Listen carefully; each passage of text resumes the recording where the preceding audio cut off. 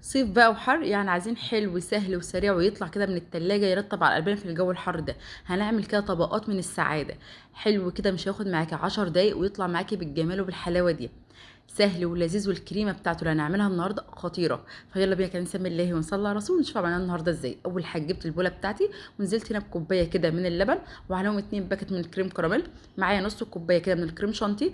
لو هو غير محلى ضفت هنا معلقتين من السكر. اما لو الكريم شانتي بتاعك محلى كده وعليه سكر مش هنضيف معلقتين السكر احنا ضفناهم. بعد كده هبدا اضربهم كويس جدا بالمضرب بتاعي لغايه ما اوصل للقوام ده. الكريمه بتاعتي فتحت جدا وبقت معانا، عايزه اقول لكم طعمها خطير. كده الكريمه بتاعتنا بقت جاهزه. هجهز مع بعض بقى الصينيه بتاعتي اللي انا هشتغل فيها او البايركس اللي هشتغل فيه. اي صينيه عندك تقدر تستخدميها. ومعايا هنا نص كوبايه من الحليب على جنب. هبدا اجيب بقى بسكوت ساده، اي نوع بسكوت بتفضليه. وهبدا احطه كده في الحليب ونرصه كده بقى طبقات. انا هعمل النهارده 3 طبقات من البسكوت. طبعا عدد الطبقات ده حسب ما انت تحبيه. يعني عايزه تحطي طبقه 2 3 اللي تحبيه مفيش اي مشكله خالص.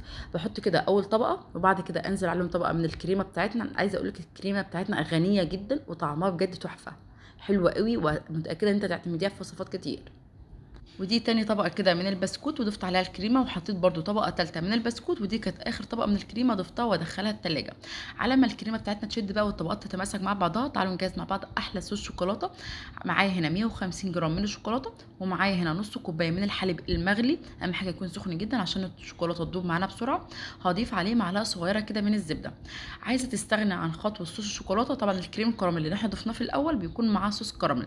تقدري تستخدميه وتضيفيه على وش الكريمة في الآخر لو مش عايزه تستخدمي الشوكولاته.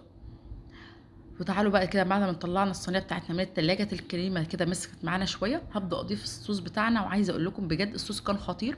نقل معانا الصينيه بتاعتنا دي في حته تانية بجد. حلوه كده وسهله وسريعه، مش هتاخد معاك 10 دقايق. هندخلها التلاجة ساعتين 3 كده على ما الصوص بتاعنا يشد معانا والطبقات برضه تتماسك. ودي كان شكلها بعد ما طلعت من التلاجة. تعالوا بقى نقطعها كده ونشوف شكلها من جوه عامله ازاي. عايزه اقول لك بقى ان الطبقات مع بعضها متماسكه. الكريمه بجد كانت خطيره وغنيه جدا وطعمها في حته تانية بجد. ده تقريبا اسرع حلو ممكن تعمليه وفي نفس الوقت طعمه حلو جدا، كانك بتاكلي احلى والذ قطعه جاتوه من اي محل حلواني بجد. خطيره. طبقات كده من السعاده واللذاذه.